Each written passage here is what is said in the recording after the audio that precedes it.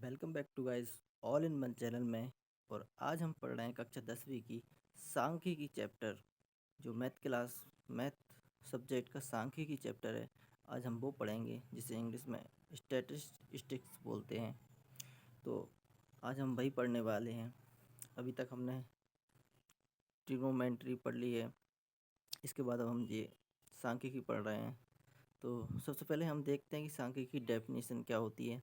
तो डेफिनेशन मैंने लिख ली है पहले ही, तो आप देखिए पढ़ लीजिए।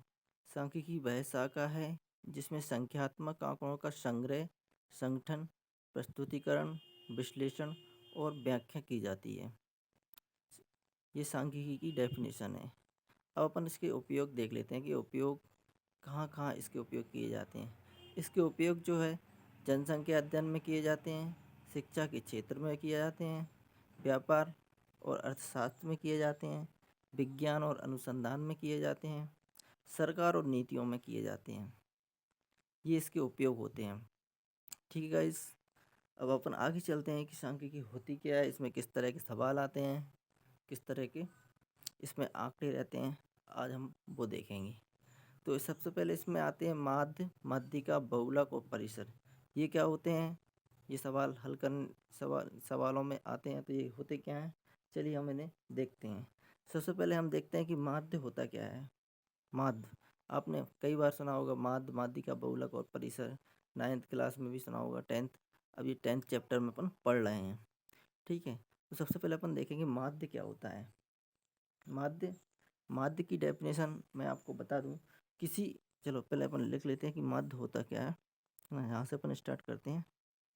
माध्य, इसे इंग्लिश में बोलते हैं मीन। इसे इंग्लिश में बोलते हैं मीन।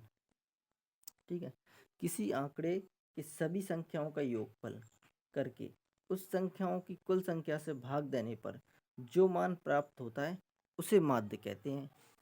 ये है माध्य की डेफिनेशन। भाई कैसा, अब इस समझ में नहीं आया डेफिनेशन से, तो चलो तो हम एग्जांपल से समझते हैं। ठीक है, तो हमारे पास कुछ आंकड़े दिए हुए हैं। जैसे हम आंकड़े लिख लेते हैं, 2, 6, 3, 1, 8, 5, 3। ये हमने आंकड़े लिख लिए हैं। तो अभी इन आंकड़ों में हमें अभी तक कुछ समझ में नहीं आया है। तो हमें इस प्रकार से ये आंकड़े दिए हुए हैं, 2, 6, 3, 1, 8, 5, 3। इस प्रकार से आंकड़े दिए हुए हैं। तो इसमें हम माध्य कैसे निकालते हैं, हम यही देखने वाले हैं। हमने डेफिनेशन पढ़ी थी कि किसी आंकड़े के सभी संख्याओं का योगफल करके उस संख्याओं कुल संख्या से भाग देने पर जो मान प्राप्त होता है उसे माध्य कहते हैं। तो अब इनका एक फॉर्मूला होता है। फॉर्मूला क्या होता है? पदों का योग बटे पदों की संख्या। पदों का योग, पदों का योग बटे पदों की संख्या। पदों की संख्या, तो पदों का योग मतलब पदों की संख्या। पदों का जितने भी ये पद दिए गए हैं, इनका योग और इनकी संख्या, यानी 1, 2, 3, 4, 5, 6, 7। अपन इसको देखते हैं एग्जाम्पल निकाल के। जैसे 2 + 6 + 3 + 1 + 8 + 5 + 3 बटे पदों की संख्या कितनी है? 2, 4, 6, 7। 7 हैं। ठीक है, इनका टोटल करने पर हमारा निकला है, टोटल करने पे निकला है 28 आता है, और बटे में 7। अब इसे 7 से जब हम डिवाइड भाग देते हैं तो 7 चौको 28, यानी 4 बार में जाता है। तो इनका जो माध्य निकला है, माध्य जो निकला है वो निकला है 4। कितना निकला है गाइस? 4 माध्य निकला है। तो हम माध्य कैसे निकालते हैं? पदों का योग बटे पदों की संख्या। ये फॉर्मूला का हमें उपयोग करना होता है, तब हम इसे माध्य निकाल सकते हैं। ठीक गाइस, इतना समझ आया? अब अपन चलते हैं माध्यिका क्या होती है। माध्यिका देखते हैं। ठीक है, इसके लिए अपन पेज पलट लेते हैं। माध्यिका क्या होती है? ठीक है, माध्य अपन को समझ में आ गया है। अब देखते हैं अपन माध्यिका क्या होती है। तो अपन लिखते हैं गाइस यहाँ पे माध्यिका।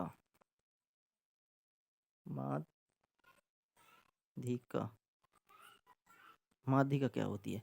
माध्यिका की डेफिनेशन मैं बता दूं आपको। जब किसी आंकड़े को छोटे से बड़े क्रम में जमाया जाता है तो बीच वाले स्थान का मान माध्यिका कहलाता है। समझ गए? नहीं आया समझ? अब बताते हैं कैसे। हमारे पास ये आंकड़ा दिया हुआ है, जैसे 2, 3, 6, 1, 5, 8, 10। हमारे पास ये आंकड़ा दिया हुआ है। अब हमें इसकी माध्यिका निकालना है। माध्य निकालना तो हम सीख गए हैं, लेकिन माध्यिका कैसे निकालते हैं वही हम देख रहे हैं। इसकी डेफिनेशन कहती है कि जब किसी आंकड़े का छोटे से बड़े क्रम में जमाया जाता है तो बीच वाले स्थान का मान माध्यिका कहलाता है। समझ गए? मतलब छोटे से बड़े क्रम में, या बड़े से छोटे क्रम में भी लिख सकते हैं, यार बढ़ते हुए क्रम में भी लिख सकते हैं, और घटते हुए क्रम में, दोनों ही क्रम में लिख सकते हैं हम इसे। तो जैसे अब इसे हम जमाते हैं, बढ़ते हुए क्रम में जमाते हैं, तो सबसे पहले संख्या क्या है? 1 है अपने पास, ठीक है।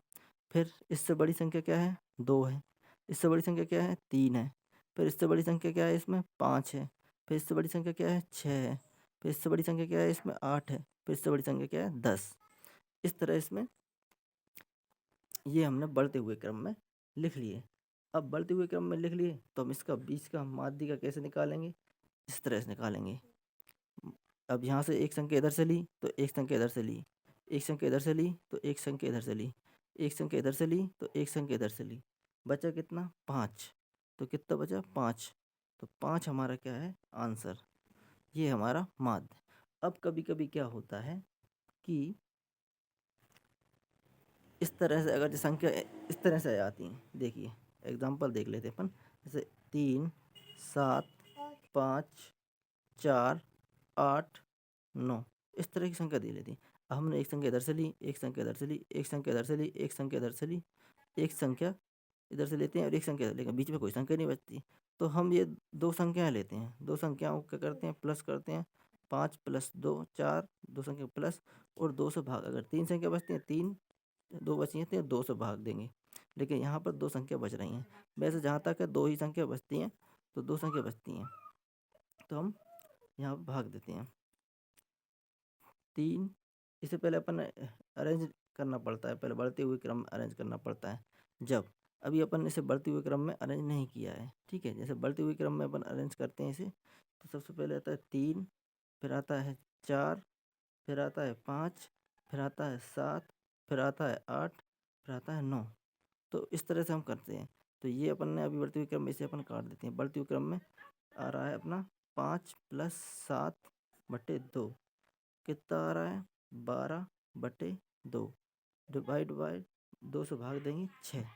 तो इस तरह से हम आंसर निकाल सकते हैं अगर इस प्रकार के आंकड़े आ जाएँ तो, बीच में कोई संख्या बचे नहीं तो। तो ये हमने माध्यिका निकालना सीख लिया। एक तो अपन इस तरह से निकाल सकते हैं कि बीच की जो संख्या है उस तरह से जो बचती है वो रहता है माध्यिका। और अगर माध्यिका अगर संख्या नहीं बच रही है तो दो अंकों को अपन ले लेते हैं और उन्हें प्लस कर देते हैं और 2 से भाग दे देते हैं। 2 संख्या बच रही हैं तो 2 से ही भाग देना है। ठीक है, ये हमने माध्यिका निकालना सीख लिया। अब अपन चलते हैं आगे। क्या है? अब बचा है अपना बहुलक। कि बहुलक क्या होता है? बहुलक, बहुलक क्या होता है? बहुलक की डेफिनेशन देखें तो आंकड़ों में जो मान सबसे अधिक बार आता है उसे बहुलक कहते हैं। आंकड़ों में जो मान सबसे अधिक बार आता है उसे बहुलक कहते हैं। चलिए हम आंकड़े लिखते हैं। आंकड़ा देख लेते हैं। 1, 3, 5, 3, 2, 8, 3, 7। ये हमने आंकड़े लिख लिए। अब इसमें जो सबसे ज़्यादा बार आएगा, जिसकी बारंबारता सबसे ज़्यादा होगी, वही इसका बहुलक होगा। तो इसमें सबसे ज़्यादा क्या आ रहा है? 1 देख रहे हैं, 1 नहीं आ रहा। 3 देखते हैं, 1, 2, 3 बार 3 आ रहा है। और बाकी 2 देख रहे हैं, 2 भी नहीं आ रहा, 8 भी नहीं आ रहा, 7 भी नहीं आ रहा। तो इसमें जो 3 आ रहा है, 3 सबसे ज़्यादा बार आ रहा है। तो बहुलक क्या हुआ इसका? इसका बहुलक हुआ 3। ठीक है गाइज। तो बहुलक निकालने का सबसे आसान तरीका यही है कि जो सबसे ज़्यादा बार आ रहा है, जिसकी बारंबारता सबसे ज़्यादा है, उसे बहुलक कहते हैं। तो हमने आंकड़ों में भी देख लिया, एग्जाम्पल भी देख लिया इसका। ठीक है गाइज, ये समझ आया। अब अपन देख लेते हैं परिसर क्या होता है। ठीक है गाइज, परिसर क्या होता है? परिसर के लिए अपन परिसर क्या होता है? सबसे पहले अपन परिसर की डेफिनेशन देखते हैं। परिसर की डेफिनेशन क्या होती है? सांख्यिकी की वह शाखा आंकड़ों के सबसे बड़े मान और सबसे छोटे मान के बीच का अंतर परिसर कहलाता है। आंकड़ों के सबसे बड़े मान और सबसे छोटे मान के बीच का अंतर परिसर कहलाता है। कैसे कहलाता है? चलिए देखते हैं। इसमें क्या करते हैं, सबसे बड़ी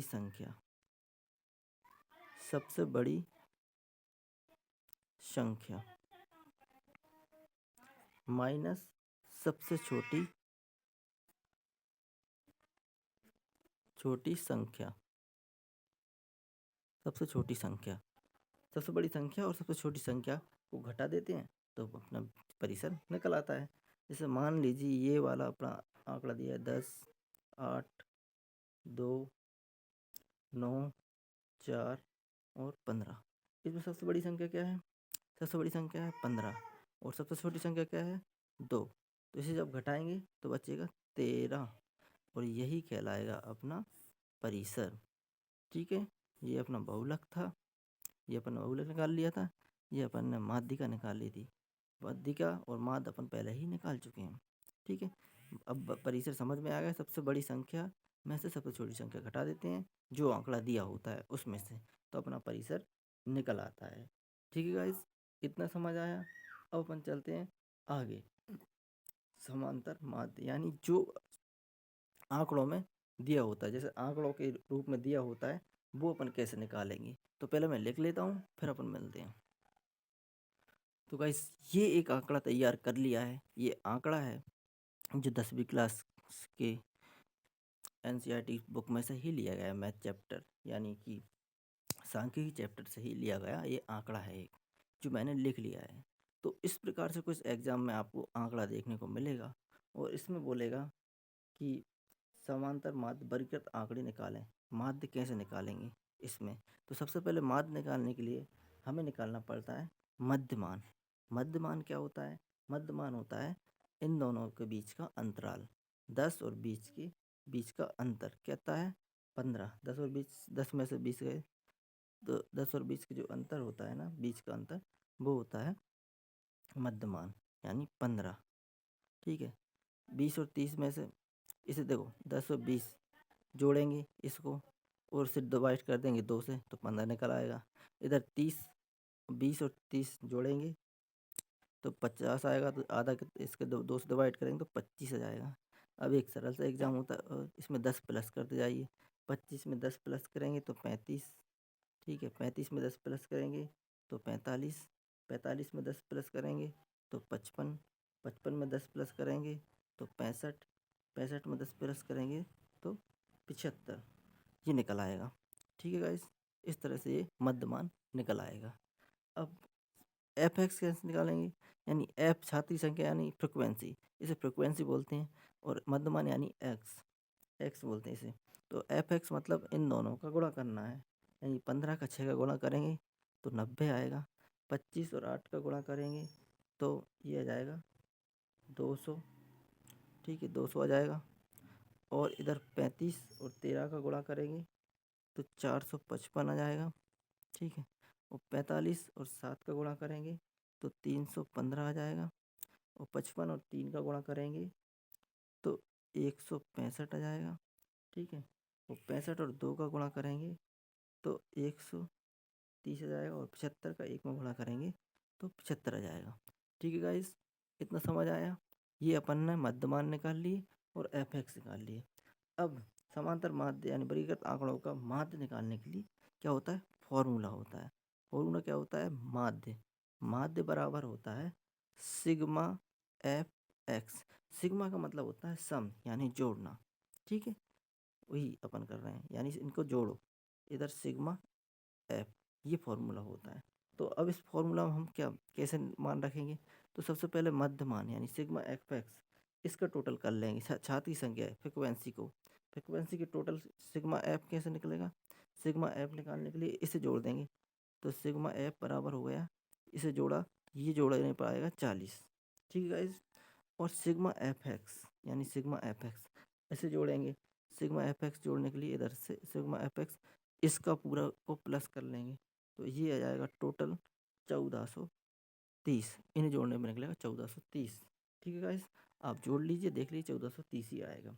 ठीक है, अब ये फॉर्मूला है माध्य बराबर सिग्मा एफ एक्स बराबर एफ एक्स। तो अब हम इस फॉर्मूले में यही मान रख देंगे। मान रखने के लिए सबसे पहले 1430 बटे में 40, ठीक है, जीरो से जीरो कट जाएगी, 4 का भाग 143 में जब हम देंगे तो 35.75 आंसर आएगा। ठीक है, ये अपना माध्य निकल जाएगा अगर आंकड़े की अकॉर्डिंग दिया है तो। और उस तरह से हमने जैसे हमने पढ़ा था पहले माध्य कैसे निकाला है, जैसे पहले इस तरह से अपन ने पढ़ा था पहले, इससे पहले अपन ने पढ़ा था माध्य, ये माध्य अगर इस तरह के रूप में निकालना है तो पदों का सहयोग बटे पदों की कुल संख्या, इस तरह से निकाल सकते हैं। लेकिन इसमें अपन माध्य निकालने के लिए ये फॉर्मूला का यूज़ करना पड़ेगा। ठीक है गाइस, इतना आई होप आपको समझ आ रहा होगा, इतना आपको समझ में आया होगा।